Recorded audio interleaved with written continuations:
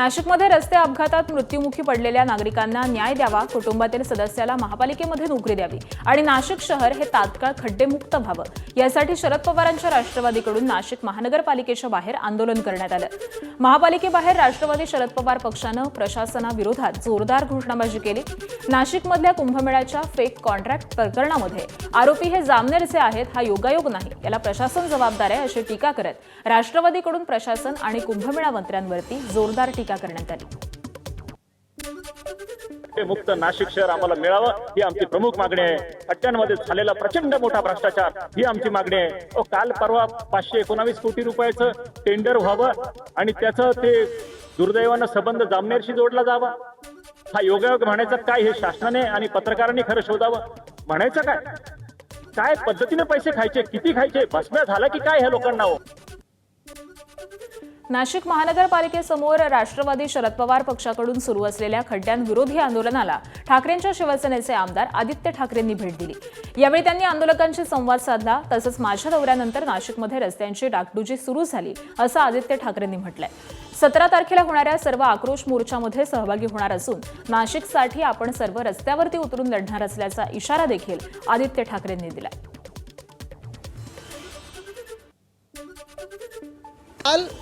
माझी यादी रस्त्याची कुठे कुठे मी जाणार हे सांगितल्यानंतर फटाफट तिथे जेसीबी दिसतायत, कामं सुरू झालेली आहेत। पण कॉन्क्रीटचे रस्ते देखील बनवत असताना काही लेवल आपण पाहतो काही ठिकाणी एवढी उंचवलेली आहे की ते पाणी जाऊन आजूबाजूच्या घरांमध्ये किंवा इंडस्ट्रीमध्ये साचणारच आहे, तुंबणारच आहे। मुंबई नाशिक महामार्गावरील खड्ड्यांचं साम्राज्य काही केल्या कमी होत नाहीये। वडपा परिसरामध्ये वाहन चालकांना मोठा त्रास सहन करावा लागतोय। नाशिकला जाताना ठाकरेंच्या शिवसेनेचे आमदार आदित्य ठाकरे यांना देखील खड्ड्यांमुळे तब्बल 25 मिनिटं वाहतूक कोंडीचा सामना करावा लागला। त्यानंतर त्यांनी एक्सवरती वडप्याचा व्हिडिओ पोस्ट करत सरकारवरती टीका केली आहे। ट्रिपल इंजिन सरकार नक्की कोणता विकास करत आहे असा सवाल त्यांनी उपस्थित केलाय।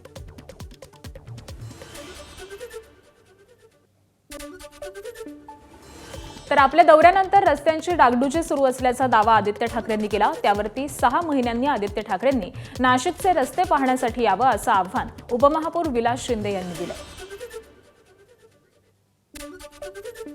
नाशिक शहरातील नागरिकांना जे अपेक्षित आहे, रस्ते सुरळीत अपेक्षित आहेत आणि चांगल्या पद्धतीचं काम करण्याची जबाबदारी आमची आहे आणि ते आम्ही करतोय।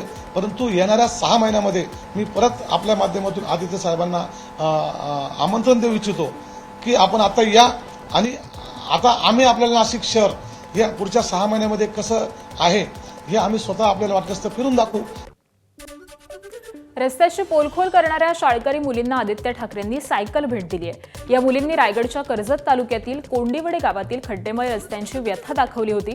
यानंतर प्रशासनाकडून या मुलींच्या कार्याची दखल घेत इथले खड्डे बुजवण्यात आले। त्यानंतर आदित्य ठाकरे यांनी मुलींशी संवाद साधत त्यांच्या कामाचं कौतुक केलं। त्यानंतर या मुलींना सायकल देखील भेट देण्यात आली।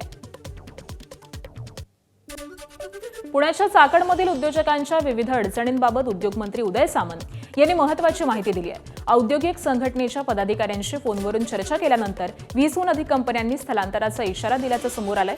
उद्योजकांच्या समस्या चर्चेपुरत्या न ठेवता त्यावरती ठोस मार्ग काढणार असल्याचं सामंत यांनी सांगितलं। या संदर्भामध्ये 16 ऑगस्टला संध्याकाळी 4 वाजता चाकणमध्येच बैठक आयोजित करण्यात आली आहे। कुलकर्णी साहेब, तुम्ही माझ्यावर विश्वास ठेवा। 4 वाजता आल्यानंतर 6 वाजेपर्यंत तुमचे 90% प्रश्न मी सोडवलेले आहेत ना। Don't worry. Thank you sir, thank you very much, thank you for support. Yes thank you. मला सांगा कधी आहे सर, मी इथे व्यवस्थित 16 तारखेला 4 वाजता ठिकाण तुम्हीच मला सांगा ना, तिथे येतो मी। Yes sir. तुमच्या असोसिएशनचं ऑफिस आहे का? आहे, ऑफिसमध्ये आहे सर। चला, मी ऑफिसमध्ये येतो असोसिएशनचं आपलं। डन। चाकण एमआयडीसीत खड्डे आणि पायाभूत सुविधांचा अभाव असल्यानं 20हून अधिक कंपन्यांनी स्थलांतरित होण्याचा इशारा दिलाय। या पार्श्वभूमीवरती उद्योगमंत्री उदय सामंत 16 तारखेला चाकणमध्ये जाणार आहेत। उदय सामंत चाकणमध्ये येणार असल्यामुळे आता अधिकारी खडबडून जागे झालेत। पुण्याचे जिल्हाधिकारी जितेंद्र डुडी आणि एमआयडीसी मुख्याधिकाऱ्यांनी चाकणमधील वाहतूक कोंडीची प्रत्यक्ष पाहणी केली। रस्त्यावरती पडलेले खड्डे आणि वाहतूक कोंडी मागची कारणं अधिकाऱ्यांनी जाणून घेतली आहेत। छत्रपती संभाजीनगरच्या गंगापूर तालुक्यातील तुर्काबाद घाणेगाव रस्ता पावसामुळे पूर्णपणे खराब झालाय. चिखल, खड्डे आणि साचलेल्या पाण्यामुळे एमआयडीसीतल्या जाणाऱ्या महत्त्वाच्या मार्गांवरून शेतकरी आणि कामगारांना मोठ्या अडचणी सहन कराव्या लागतात. सर्वाधिक त्रास मात्र शारकळी मुलांना होत असून आपली व्यथा मांडण्यासाठी मुलांनी पाण्याच्या बाटलीलाच माईक बनवत व्हिडिओ केलाय. हा व्हिडिओ सध्या चर्चेत असून स्थानिकांनी रस्त्यांची तातडीनं कायमस्वरूपी दुरुस्ती करण्याची मागणी केली आहे. वाशिमच्या अनसिंग बस स्थानकासमोरच्या मुख्य रस्त्यावरती पावसाच्या पाण्यानं खड्डा तयार झालाय. यामुळे नागरिकांना ये-जा करताना मोठा त्रास सहन करावा लागतोय. या प्रकरणात सार्वजनिक बांधकाम विभागाकडे तक्रार करून देखील दुर्लक्ष झाल्याचा निषेध करण्यात आलाय. साचलेल्या पाण्याला तळं संबोधून या तळ्याचं उपरोधिक उद्घाटन करत निषेध करण्यात आला. यावेळी सार्वजनिक बांधकाम विभागाविरोधामध्ये जोरदार घोषणाबाजी करण्यात आली. लातूर शहरातील अनेक प्रमुख रस्त्यांची अवस्था अत्यंत बिकट झालेली असून रस्त्यांवरील खड्ड्यांमुळे वाहनधारकांना मोठ्या अडचणींचा सामना करावा लागतोय. बार्शी रोडला समांतर असलेल्या मार्गावरती अनेक ठिकाणी मोठमोठे खड्डे पडलेले असून गेल्या अनेक वर्षांपासून रस्त्याची दुरावस्था कायम असल्याचा आरोप नागरिकांनी केलाय. पावसामुळे खड्ड्यांमध्ये पाणी साचत असल्यानं वाहन चालकांना खड्ड्यांचा अंदाज येत नाही आणि त्यामुळे या मार्गावरती वारंवार अपघात देखील घडतात. रस्त्यांच्या दुरुस्तीसाठी महापालिका प्रशासनाकडे अनेकदा तक्रारी करून देखील त्याकडे दुर्लक्ष होत असल्यामुळे नागरिकांमध्ये संतापाची भावना आहे. आता प्रशासन या समस्येची दखल कधी घेणार असा प्रश्न नागरिकांकडून उपस्थित केला जातोय. पालघरच्या जव्हार तालुक्यातील देहरे आश्रमशाळेतील विद्यार्थिनींच्या सुरक्षेचा प्रश्न पुन्हा एकदा ऐरणीवर आलाय. कोगदे गावातील विद्यार्थिनींना दररोज 5 ते 6 किलोमीटरचा प्रवास करून शाळेत जावं लागतं. मात्र शाळा सुटल्यानंतर एसटी बस नसल्यामुळे विद्यार्थिनींना रात्रीच्या अंधारामध्ये पायी घरी परतावं लागतं. या घटनेचा व्हिडिओ एका दुचाकीस्वारानं मोबाईलमध्ये चित्रित केलेला असून तो सध्या सोशल मीडियावरती जोरदार व्हायरल होतोय. या प्रकारामुळे पालकांमध्ये संतापाची भावना असून विद्यार्थिनींसाठी नियमित बस सेवा सुरू करण्याची मागणी जोर धरतीये.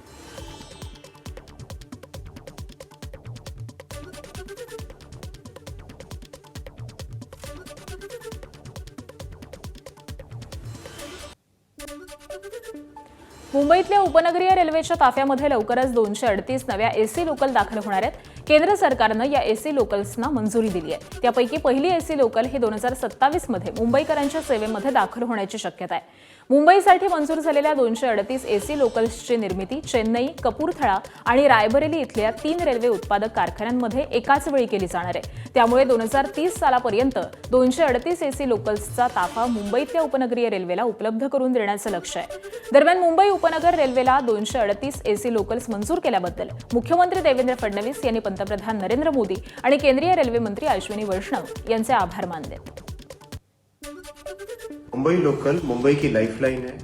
मुंबई लोकल में 238 एसी ट्रेन्स का भारत सरकार ने सैंक्शन किया है. इनके प्रोक्योरमेंट के लिए जिस तरह का प्रोसेस पहले अपनाया जा रहा था उसमें काफ़ी दिक्कत आ रही थी.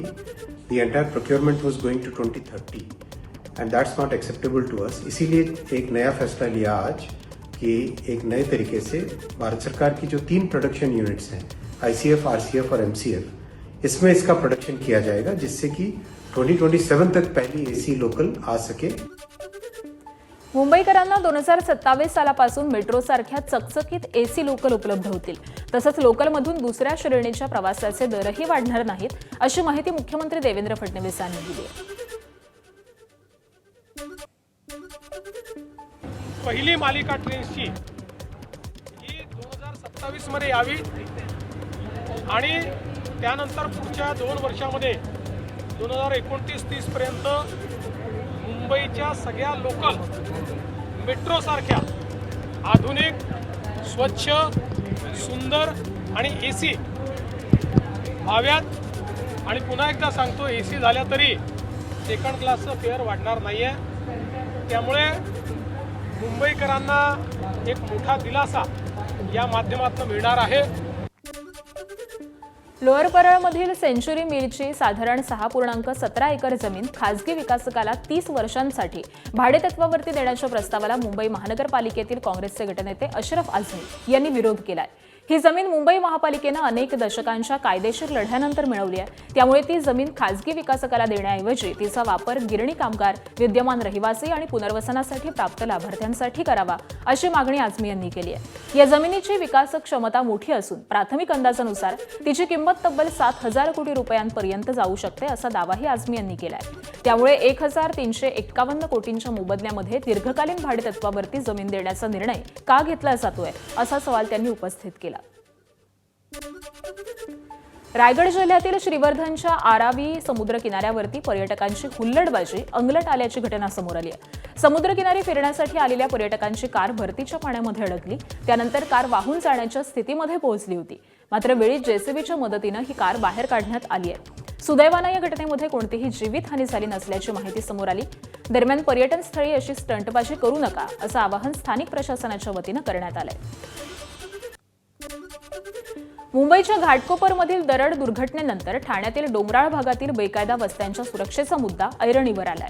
वागळे इस्टेट, कळवा, मुंब्रा परिसरामधील 14 ठिकाणं दरड प्रवण हॉटस्पॉट म्हणून ओळखली झालेली असून इंदिरानगर, डोंगरीपाडा सारख्या भागामध्ये हजारो नागरिकांचा जीव धोक्यात आहे. दरवर्षी फक्त नोटीस देऊन प्रशासन जबाबदारी झटकत असल्याचा आरोप करत भाजपचे सुरेश कांबळे आणि राष्ट्रवादीचे मनोज प्रधान यांनी तातडीनं सर्वेक्षण करून MMRDAच्या इमारतींमध्ये पुनर्वसन करण्याची मागणी केली आहे. दरम्यान महापौर शर्मिला पिंपळोलकर यांनी ठाण्यातील सर्व धोकादायक ठिकाणांची पुनर्तपासणी करून सुरक्षेच्या उपाययोजना करण्याचे आदेश दिलेत. तुम्ही फक्त नोटिसा देऊन आपलं स्वतःचं कर्तव्य बजावलं असं दाखवण्यापेक्षा त्या गरिबांना घरं पहिली द्या, त्यांचं विस्थापन करा, त्यांना त्यांचं योग्य ते पुनर्वसन करा. मी प्रशासनाला विनंती करतो की जरा कॅबिनच्या बाहेर या आणि गरिबांचे हाल बघा. आज नाही तर उद्या ही अशीच दुर्घटना ठाण्यात कधीही होईल. त्यामुळे माझं असं मत आहे, महानगरपालिकेने वेळेवर जागं व्हावं, एक सर्वेक्षण केलं पाहिजे.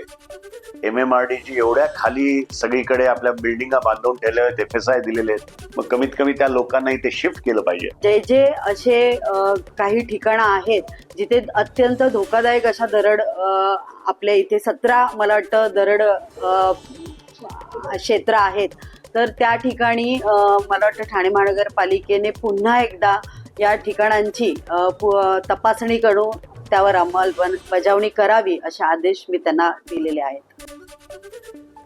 शक्तीपीठ महामार्गाला महाराष्ट्रातील अनेक जिल्ह्यांमधून विरोध केला जातोय. शेतकरी या महामार्गाच्या विरोधामध्ये भूमिका घेत असून आता सत्ताधारी आमदार सुद्धा या शक्तीपीठ महामार्गाला विरोध दर्शवताना पाहायला मिळत आहेत. हिंगोलीच्या कळमनुरी तालुक्यातील कांडली गावाच्या शिवारामध्ये शक्तीपीठ महामार्गासाठी जमीन मोजणीचं काम सुरू होतं. हे कळताच शिवसेना आमदार संतोष बांगर हे त्या ठिकाणी दाखल झाले आणि त्यांनी काम बंद पाडलं. शेतकऱ्यांचा विरोध आहे, त्यामुळे तुम्ही शक्तीपीठ महामार्गासाठी जमीन मोजणी करू नका, असं संबंधित कर्मचाऱ्यांना सांगितलं. उद्योजकांच्या समस्या आणि विविध विभागांकडचे प्रलंबित प्रश्न एकाच मंचावरती सोडवण्यासाठी जनता दरबाराच्या धर्तीवरती उद्योग दरबार सुरू करण्यात येणार आहे, अशी घोषणा उद्योगमंत्री उदय सामंत यांनी गडचिरोली जिल्हाधिकारी कार्यालयातील नियोजन भवनामध्ये उद्योग विभागाच्या विविध योजना, औद्योगिक प्रकल्प आणि महाराष्ट्र औद्योगिक विकास महामंडळाच्या कामांचा आढावा उद्योगमंत्री उदय सामंत यांनी यावेळी घेतलेला आहे.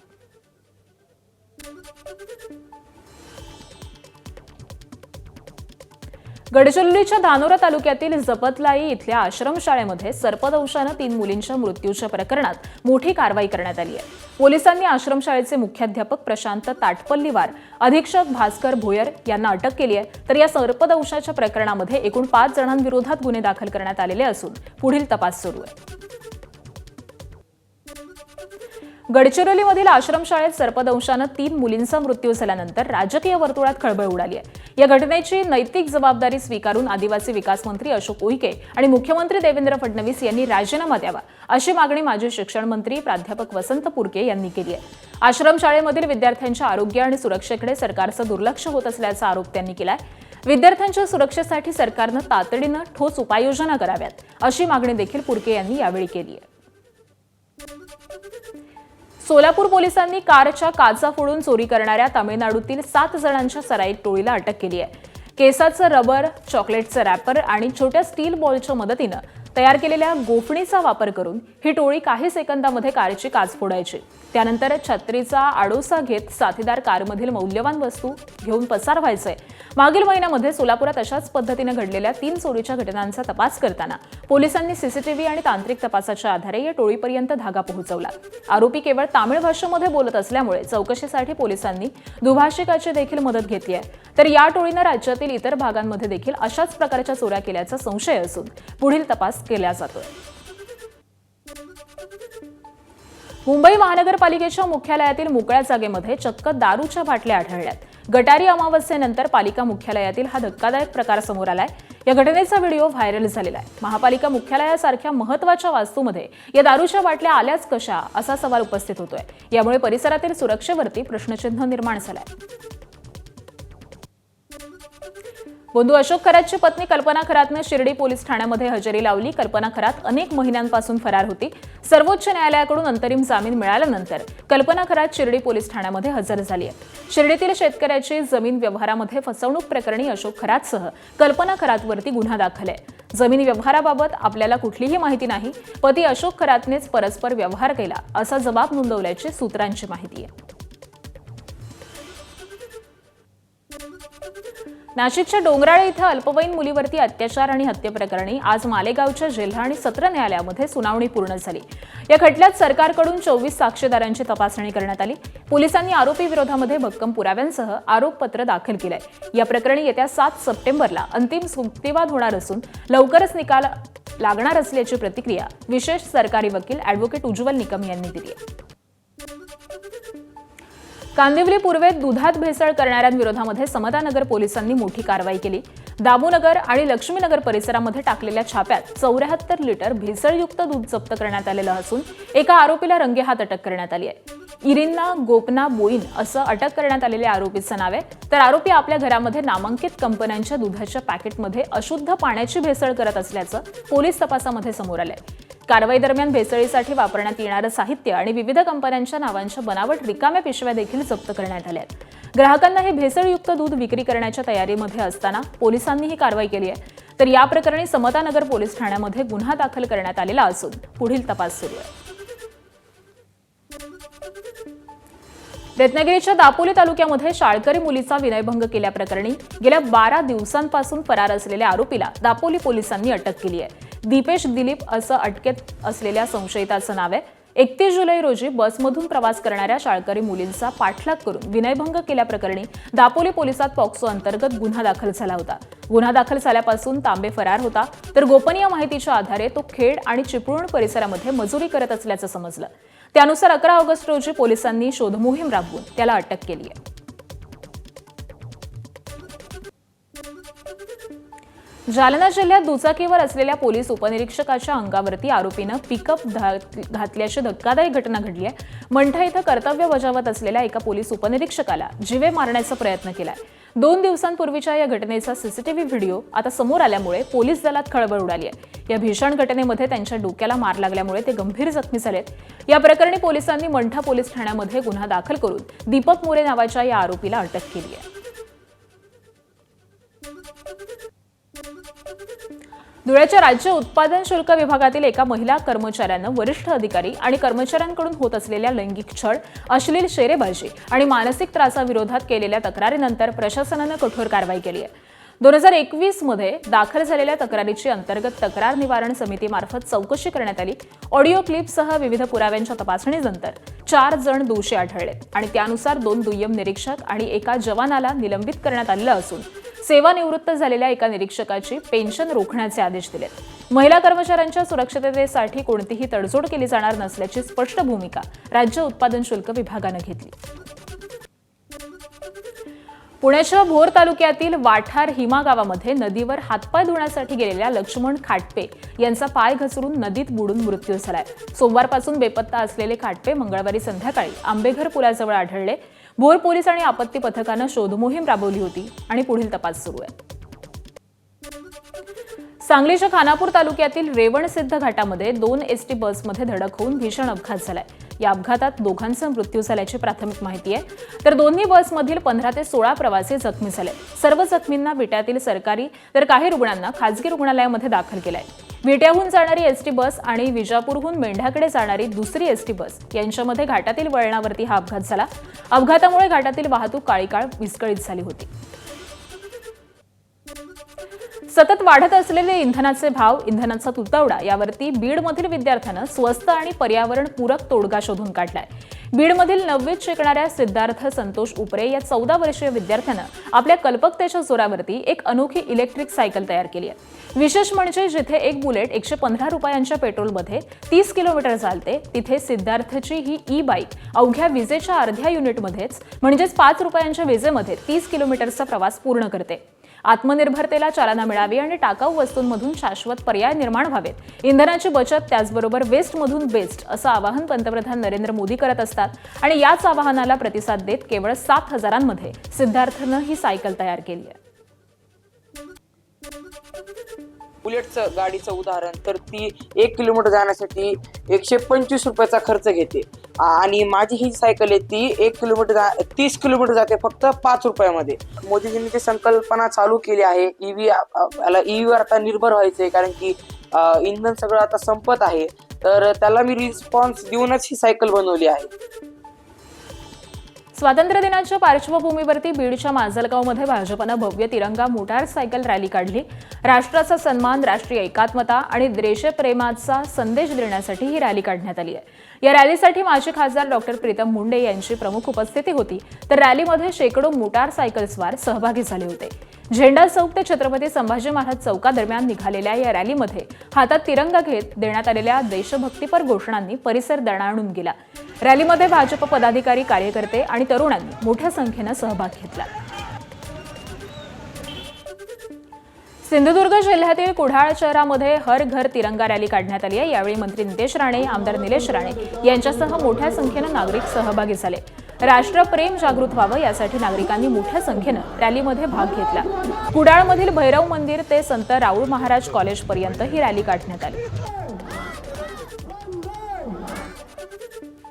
पुण्यातील मुळशी धरण क्षेत्रामध्ये यंदा गतवर्षीपेक्षा दुप्पट पावसाची नोंद झाली आहे. 10 ऑगस्टपर्यंत एकूण 6,223 मिलीमीटर पाऊस झालेला असून गेल्या वर्षाच्या तुलनेमध्ये 3,450 मिलीमीटर अधिक पाऊस झाला आहे. एल निनोच्या प्रभावामुळे जूनमध्ये पाऊस थांबल्यामुळे धरण भरणार की नाही अशी भीती होती. मात्र जुलैमध्ये 2 टप्प्यात आणि ऑगस्टमध्ये झालेल्या पावसामुळे जिल्ह्यातील धरणं भरलेली आहेत. त्यामुळे यंदा पाण्याचं चित्र दिलासादायक असून नागरिकांच्या पिण्याच्या पाण्याची आणि शेतीच्या सिंचनाची चिंता मिटली आहे.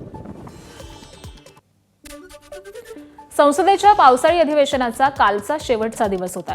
गेल्या काही दिवसांमध्ये विद्यार्थ्यांवरील आंदोलन आणि त्यावरील कारवाईच्या मुद्द्यावरून सत्ताधारी आणि विरोधकांमध्ये मोठा संघर्ष पाहायला मिळाला. पंतप्रधान नरेंद्र मोदी, गृहमंत्री अमित शहा, राहुल गांधी आणि प्रियंका गांधी यांची उपस्थिती असताना देखील या मुद्द्यावरती अपेक्षित चर्चा होऊ शकली नाही. अधिवेशनाच्या शेवटच्या दिवशी तरी गृहमंत्री अमित शहा लोकसभेमध्ये निवेदन करतील अशी विरोधकांना आशा होती. मात्र लोकसभा स्थगित करण्यात आल्यामुळे या महत्त्वाच्या मुद्द्यावरती चर्चा होऊ शकली नाही. त्यामुळे संपूर्ण देशाचं लक्ष लागलेल्या या विषयावरती पावसाळी अधिवेशनात पडदा पडल्याचं चित्र पाहायला मिळालं. आफ्रिकेतील डेमोक्रॅटिक रिपब्लिक ऑफ कांगोमध्ये इबोला विषाणूच्या नव्या स्ट्रेनमुळे दहशत पसरली आहे. या विषाणूचा देशभरामध्ये वेगानं प्रसार होतोय. यामुळे आतापर्यंत 2,000हून अधिक जणांचा बळी गेलाय. धक्कादायक बाब म्हणजे इबोलाचा मृत्यूदर 50% असल्यामुळे आरोग्य यंत्रणांची चिंता वाढली आहे. जागतिक आरोग्य संघटनेनं देखील याबाबत धोक्याचा इशारा देत आणीबाणी जाहीर केली आहे. इबोलाचा संसर्ग पसरू नये म्हणून आंतरराष्ट्रीय स्तरावरती तीव्र दक्षता घेण्याचं आवाहन सध्या करण्यात आलं आहे.